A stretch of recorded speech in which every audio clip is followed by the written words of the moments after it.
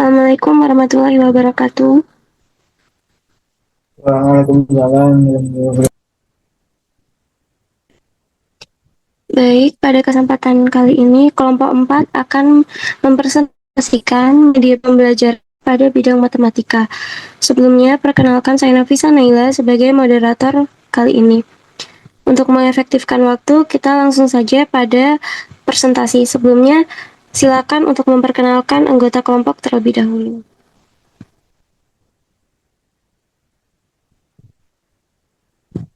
Baik, perkenalkan nama saya Dewi Nazwa Putri Alia dengan akhiran NIM 007. Perkenalkan, saya Zurul Nur Aini dengan akhiran NIM 033. Saya Akila Feryana Zara dengan akhiran NIM 156. Saya Joni Selamat dan Firman dengan akhiran NIM 159.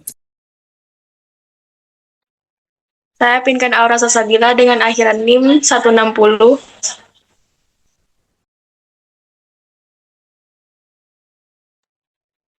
Baik, lanjut pada ide dari media pembelajaran kepada pemateri, saya persilakan. Baik, di sini saya akan membahas tentang ide yang kami angkat dalam video. Pembelajaran SPLDV sering dianggap sulit karena bersifat abstrak dan terlalu berfokus pada rumus, sehingga siswa cenderung menghafal tanpa memahami konsep. Selain itu, pembelajaran yang tidak dikaitkan dengan kehidupan nyata membuat siswa kurang tertarik. Oleh karena itu, dibuat video edukatif berbasis animasi 3 dimensi dengan konteks kantin sekolah agar konsep menjadi lebih konkret dan mudah dipahami. Melalui pendekatan berbasis cerita, video ini diharapkan mempermudah siswa memahami SPLDV, meningkatkan minat belajar, serta mendukung pembelajaran bermakna sesuai kurikulum Merdeka. Untuk materi selanjutnya, saya serahkan kepada moderator. Baik, terima kasih pemateri atas pemaparannya. Selanjutnya masuk ke konsep dari media pembelajaran. Kepada pemateri, saya persilakan. Baik, terima kasih kepada moderator. Di sini saya akan menjelaskan tentang konsep. Video ini mengusung pendekatan story-based learning dengan latar kantin sekolah untuk mentransformasi masalah nyata menjadi model matematika secara intuitif. Melalui dua karakter utama yang ekspresif, siswa diajak melewati alur problem-based learning yang dimulai dari orientasi masalah harga makanan, representasi variabel X dan Y hingga penyelesaian penggunaan metode eliminasi yang divisualisasikan secara bertahap. Dengan desain animasi yang 3D dan narasi komunikatif. Video ini memastikan pemahaman konsep tidak berhenti pada angka, melainkan pada interpretasi hasil dan generalisasi masalah, menciptakan pengalaman belajar yang visual, konseptual, dan berpusat pada siswa.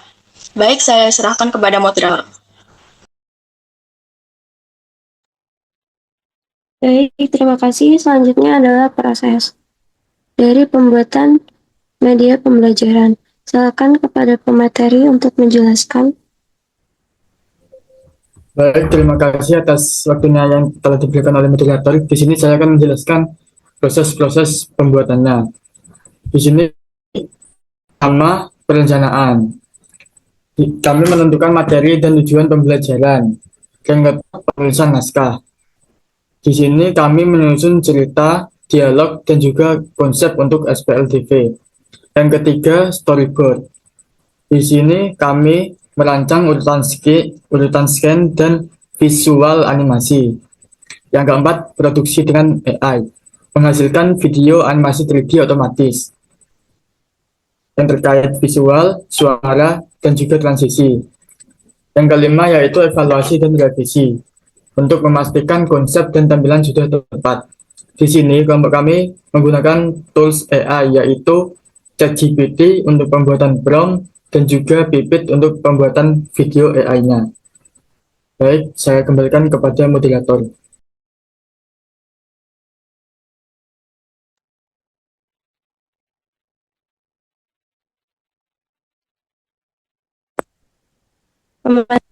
Selanjutnya akan dijelaskan terkait kelebihan dan kekurangan dari produk.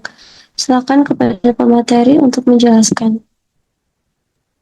Baik, terima kasih atas kesempatannya.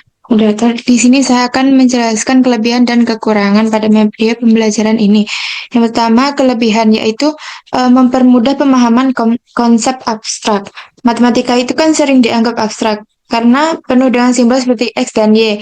Dalam konteks kantin ini, siswa jadi lebih mudah memahami bahwa X itu bisa berarti harga roti dan Y itu harga susu. Jadi konsep yang awalnya abstrak jadi lebih konkret dan mudah dibayangkan. Dan yang kedua yaitu melatih berpikir kritis dan problem solving. Siswa tidak hanya menghafal rumus, tetapi diajak berpikir. Jadi dari cerita ini bagaimana cara membentuk persamaan, ini melatih mereka untuk menganalisis masalah dan mencari solusi secara logis. Kemudian tadi yang ketiga yaitu kelebihannya memudahkan transfer konsep ke soal lain. Jadi kalau siswa susah paham dari contoh kantin, mereka bisa menerapkan cara yang sama ke masalah yang lain. Jadi tidak hanya pada contoh kantin saja, seperti umur, jarak, atau jumlah barang. Jadi bukan cuma menghafal saja, tapi benar-benar paham pola pikirnya.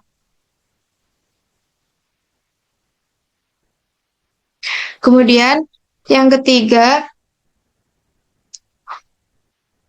yang keempat yaitu membuat matematika terasa nyata atau kontekstual. Dengan cerita sehari-hari, siswa jadi merasa, oh ternyata matematika ini dipakai di kehidupan nyata ya. Itu jadi bisa meningkatkan minat belajar siswa karena terasa lebih relevan. Kemudian yang kelima yaitu membantu memahami makna variabel dan persamaan. Siswa jadi tahu bahwa variabel itu bukan sekedar huruf, tetapi mewakili sesuatu yang nyata.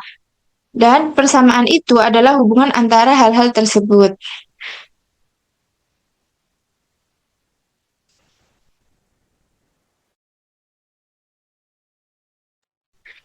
Baik, tadi kan kelebihannya. Di sini ada 5 kekurangannya, yaitu yang pertama, bisa membuat siswa terlalu bergantung pada konteks cerita.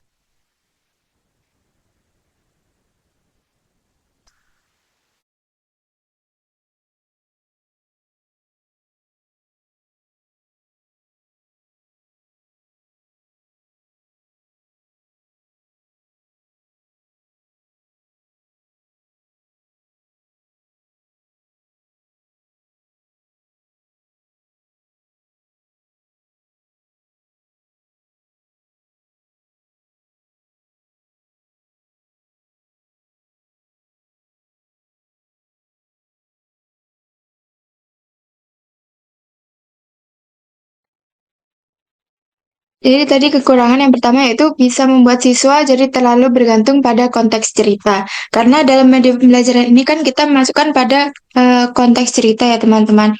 Jadi kalau penjelasannya tidak tepat, siswa itu bisa salah memahami. Misalnya, mereka mengira semua soal SPLDV ini harus berbentuk cerita kantin saja, padahal itu tidak bisa dibuat dalam bentuk masalah lain. Kemudian yang kedua yaitu berpotensi menimbulkan salah pemahaman konsep. Jadi kalau penjelasannya itu tidak tepat, siswa itu bisa salah memahami. Maaf, untuk yang kedua yaitu bisa membuat siswa terlalu bergantung pada konteks cerita. Jadi kalau sering pakai cerita ini, eh, siswa siswa bisa kesulitan saat menghadapi soal yang langsung dalam bentuk angka tanpa cerita. Jadi mereka menunggu cerita itu baru bisa mengerjakan. Kemudian yang ketiga yaitu siswa bisa menjadi pasif. Kalau hanya menonton animasi tanpa aktivitas lanjutan, siswa itu bisa jadi menerima tanpa berpikir aktif. Makanya perlu ada latihan atau diskusi setelahnya. Kemudian yang keempat ada bisa mengaburkan bentuk matematika asli. Dan yang terakhir yaitu kurang efektif untuk soal yang lebih abstrak.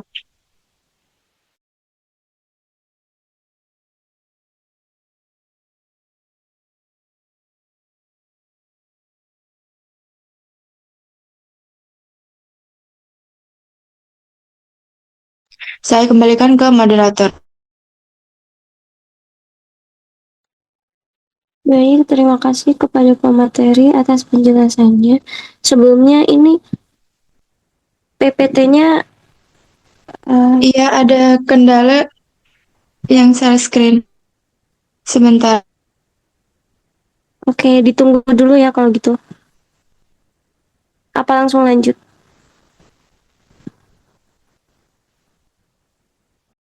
Ya, sebentar ya.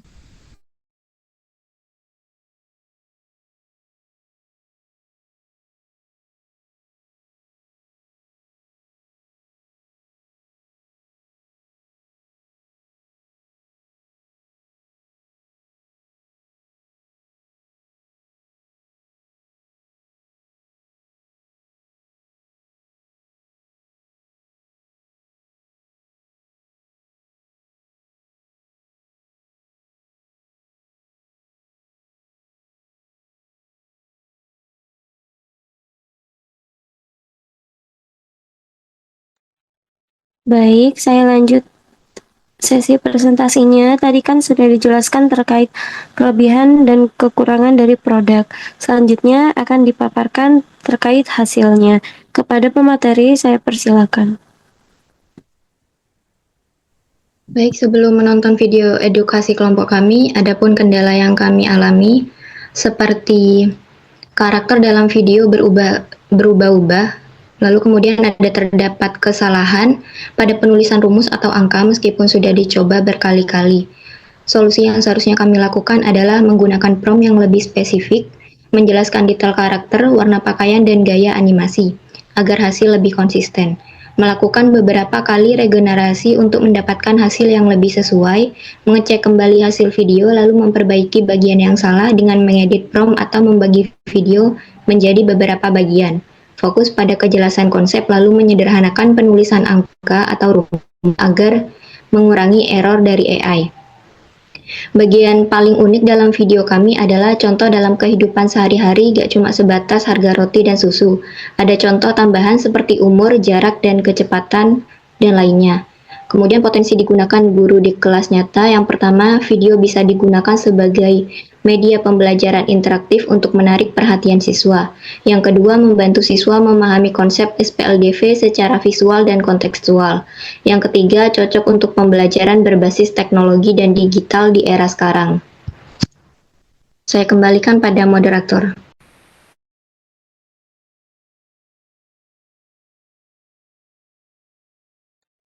Baik, karena tadi sudah dipaparkan terkait hasil dan apa saja kendalanya, selanjutnya kita akan melihat hasil produk dari kelompok 4. Pertama video AI-nya terlebih dahulu, kemudian dilanjut dengan video dokumentasi selama proses pembuatan.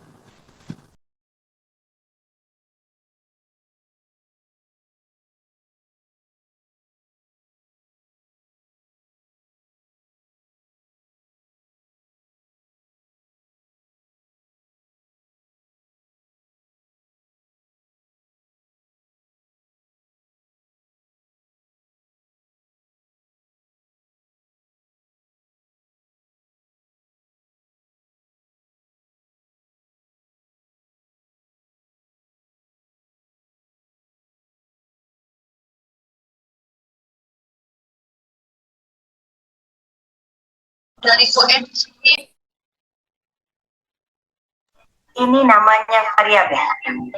Lalu kita tulis bersamanya. Dari situ kita bisa mencari nilai X dan Y. Nah, jadi gampang kan? Matematika itu seru dan berguna untuk kehidupan sehari. Wow, aku mau beli roti dan susu. Tapi berapa ya harganya? Katanya 2 roti dan 1 susu itu 11.000. Dan 1 roti sama 1 susu itu 8.000. Pusing ya cari harganya. Tenang, kita pakai math.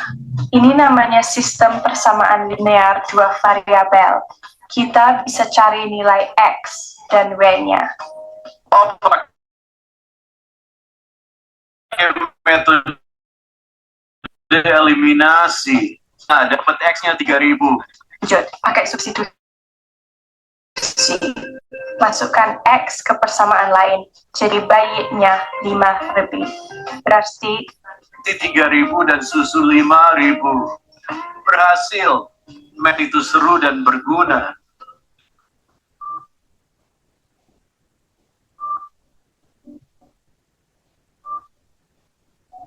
Kalau tadi kita cari harga roti dan susu, sekarang kita coba cari umur dong. Wah, bagus. Umur ini juga bisa jadi nilai yang belum kita ketahui, sama seperti harga tadi. Contohnya, jumlah umur mereka 20 tahun dan umur kakaknya 2 kali umur adiknya. Kita punya 2 persamaan. Lihat, meski ceritanya berbeda, cara berpikirnya tetap sama. Kita gunakan variabel. Tahukah kamu, kecepatan itu seperti harga di kantin. Ini adalah nilai yang kita dapatkan per jam, mirip harga per barang. Mari kita selesaikan masalah ini. Kita punya 2 kondisi, jadi akan ada 2 persamaan. Yuk, kita selesaikan langkah demi langkah. Langkah pertama, tentukan variabel. Kita misalkan jarak yang sama adalah x, dan kecepatan yang ingin kita cari adalah v. Langkah kedua, buat 2 persamaan dari 2 kondisi. Karena jaraknya sama, kita bisa menyetarakan kedua persamaan ini. Langkah ketiga, selesaikan. Dengan mudah, kita dapatkan v factorial Schrödinger beta lain 4 per jam. Jadi ternyata SPLDV itu nggak cuma buat soal jual beli ya? Betul. Masalah tentang usia, jarak, atau apapun yang punya 2 variabel yang saling berhubungan bisa kita selesaikan pakai SPLDV. Langkahnya juga simpel kok. Pertama, tentukan variabel. Kedua, buat persamaannya. Dan ketiga, selesaikan persamaan itu. Ingat, belajar matematika jadi lebih mudah kalau kita paham langkah-langkahnya. Bukan cuma hafal. Kita coba soal SPLDV yang lain sekarang juga.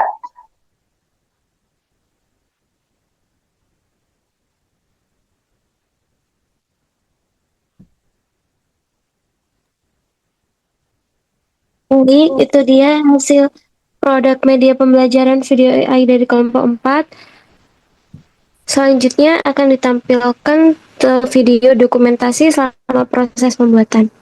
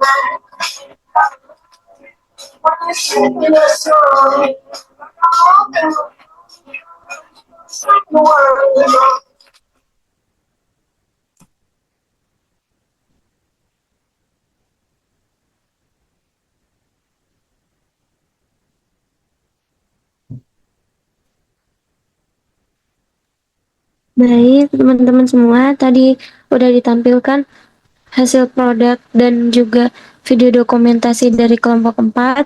Selanjutnya adalah sesi tanya jawab. Juga jika audiens ada saran dan tanggapan untuk kelompok 4 bisa disampaikan dengan menggunakan fitur raise hand terlebih dahulu.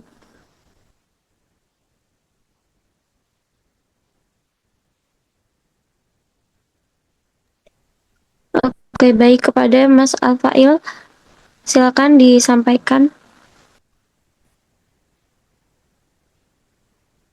Baik, saya Nafa Maulana dari kelompok 5 izin bertanya. Ketika media ini digunakan di kelas yang ketika itu jumlah siswanya itu banyak. Nah, apa strategi yang bisa dilakukan kita sebagai guru agar siswa itu tidak menjadi pasif saat menonton video tersebut? Terima kasih.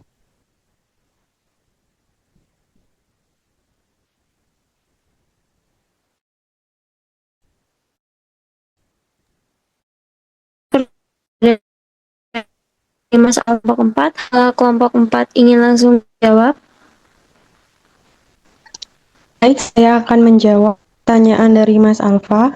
Agar siswa tidak pasif saat nonton video kelas besar, guru perlu menjadikan video sebagai pemicu aktivitas, misalnya dengan memberi pertanyaan sebelum menonton, menghentikan video di bagian tertentu untuk diskusi singkat, membagi siswa dalam kelompok kecil dengan tugas yang berbeda, menyediakan lembar kerja, serta melakukan tanya jawab atau kuis setelahnya, sehingga siswa tetap fokus, terlibat, dan aktif selama pembelajaran. Apakah ada sanggahan? Terima Tidak ada. Terima kasih atas jawabannya. Baik, selanjutnya kepada audiens yang lain, apabila ingin menyampaikan saran dan tanggapan, saya persilahkan.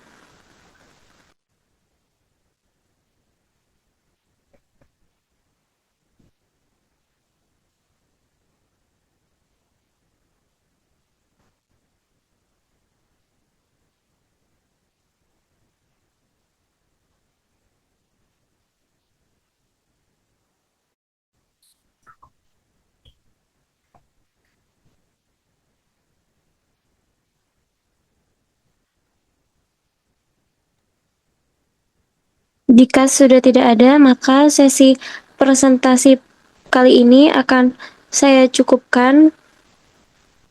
Saya selaku moderator, mohon maaf apabila ada salah kata juga perbuatan. Terima kasih kepada audiens atas partisipasinya. Saya tutup. Wassalamualaikum warahmatullahi wabarakatuh. Waalaikumsalam warahmatullahi wabarakatuh.